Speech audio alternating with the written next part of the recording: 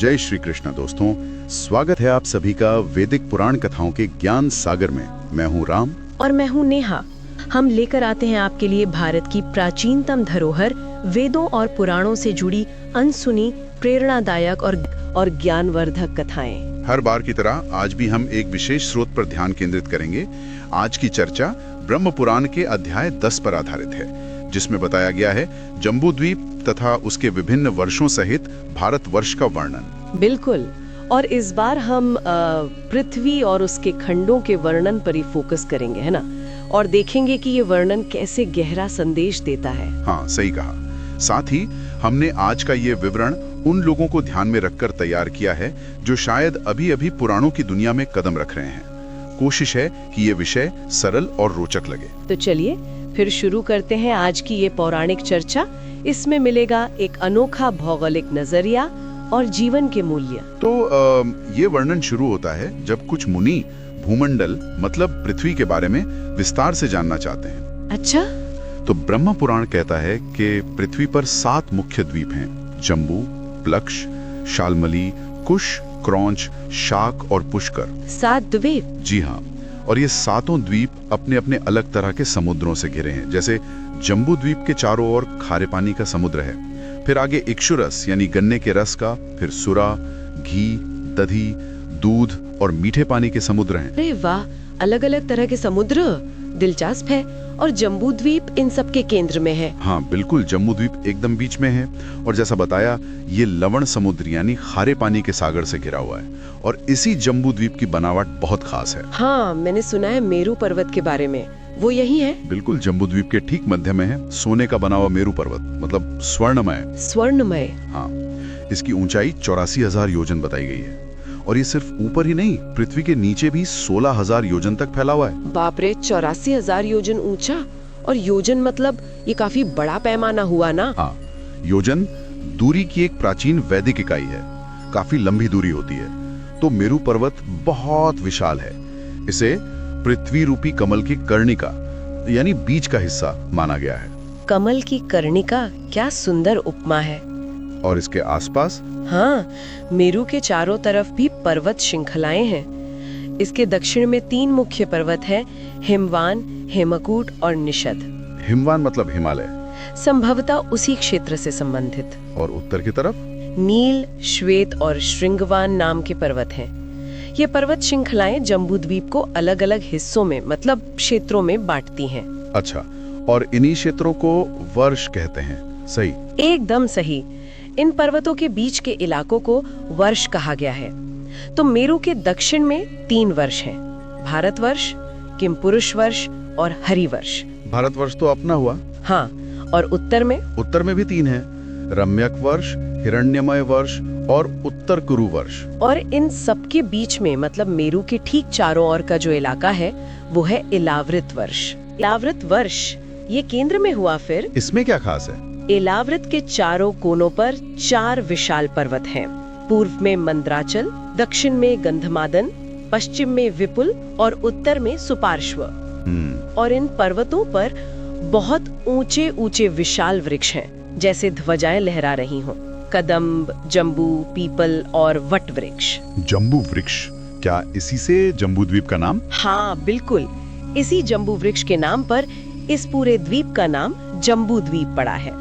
कहते हैं इसके फल बहुत बड़े होते हैं, पहाड़ जितने ऊंचे। पहाड़ जितने? हाँ, और जब ये विशाल फल पककर गंधमादन पर्वत पर गिरते हैं तो उनके रस से एक नदी बह निकलती है, जम्बू नदी। फलों के रस की नदी, ये तो कमाल है ना? और कहते हैं कि इस नदी का जल पीने से बुढ़ापा नहीं आता, पसीना नहीं आता, कोई दुर्गंध नहीं होती, मतलब लोग हमेशा स्वस्थ और तरोताजा रहते हैं। अरे वाह! इतना ही नहीं, इस नदी के किनारे की जो मिट्टी है वो इसके रस से मिलकर जामुनद नाम का सोना बन जाती है। और इस सोने का उपयोग देवता और सिद्ध लोग आभूषण बनाने में करते हैं। अद्भुत, मतलब प्राकृतिक रूप से सोना बन रहा है वहाँ। अच्छा, पर ये जो अलग अलग वर्ष हैं, किमपुरुष, हरिवर्ष वगैरह, इनमें जीवन कैसा होता है? क्या सब भारतवर्ष जैसे ही हैं? नहीं, यही एक बहुत महत्वपूर्ण अंतर आता है। ब्रह्म पुराण बताता है कि जम्बूद्वीप के 9 वर्षों में से भारतवर्ष को छोड़कर बाकी के जो 8 वर्ष है, किमपुरुष, हरिवर्ष, इलाव्रत, रम्यक, हिरण्यमय, उत्तर कुरु, भद्राश्व और केतुमाल, ये सब भोग भूमियां हैं।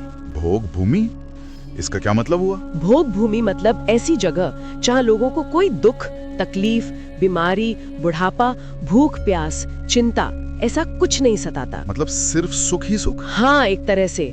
वहाँ के लोग स्वाभाविक रूप से स्वस्थ रहते हैं, उनकी आयु भी बहुत लंबी होती है, करीब 10 से 12,000 वर्ष। वो बस अपने पिछले जन्मों के अच्छे कर्मों का सुख भोगते हैं। 10-12,000 साल? जी। लेकिन वहाँ नए कर्म करने का, पुण्य या पाप कमाने का या आध्यात्मिक उन्नति करने का कोई अवसर नहीं होता। वो बस भोग योनियां हैं। अच्छा। तो सुख तो बहुत है, पर आगे बढ़ने का, मोक्ष का रास्ता नहीं है वहाँ से। तो फिर भारतवर्ष इनसे अलग कैसे हुआ? हाँ, भारतवर्ष की स्थिति एकदम अलग है। पुराण के अनुसार ये हिमालय के दक्षिण में और समुद्र के उत्तर में स्थित है। इसका विस्तार 9,000 योजन बताया गया है। 9,000 योजन? जी। और यहाँ भी 7 मुख्य पर्वत हैं: महेंद्र, मलय, सहया, शुक्तिमान, ऋक्ष, विंध्या और पारयात्र। और अनेकों नदियां हैं, जैसे गंगा, यमुना, गोदावरी, सरस्वती, नर्मदा, कावेरी। और कई प्रदेश हैं, जैसे कुरु, पांचाल, मगध, कलिंग आदि। ये तो अपने जाने पहचाने नाम है, पर इसकी सबसे खास बात क्या है फिर? सबसे खास बात ये है कि 9 वर्षों में भारतवर्ष ही एकमात्र कर्म भूमि है। कर्म भूमि?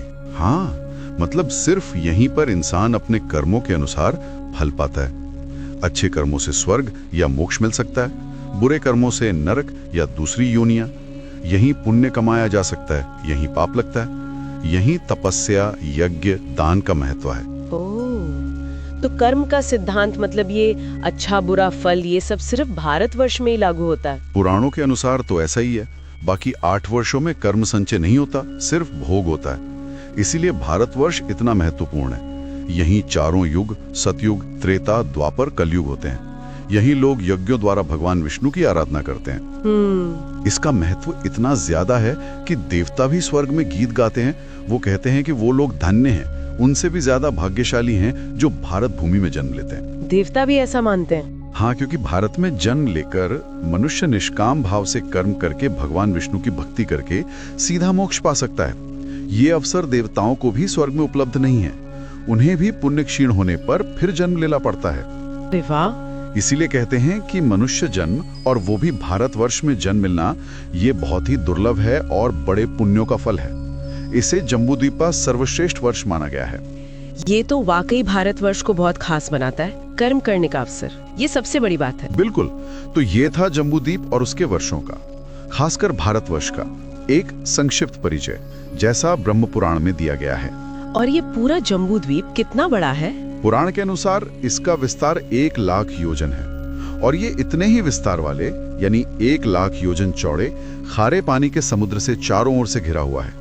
ये ब्रह्म पुराण के विस्तृत वर्णन का एक सार मात्र है। बहुत ही अद्भुत और ज्ञानवर्धक जानकारी थी ये।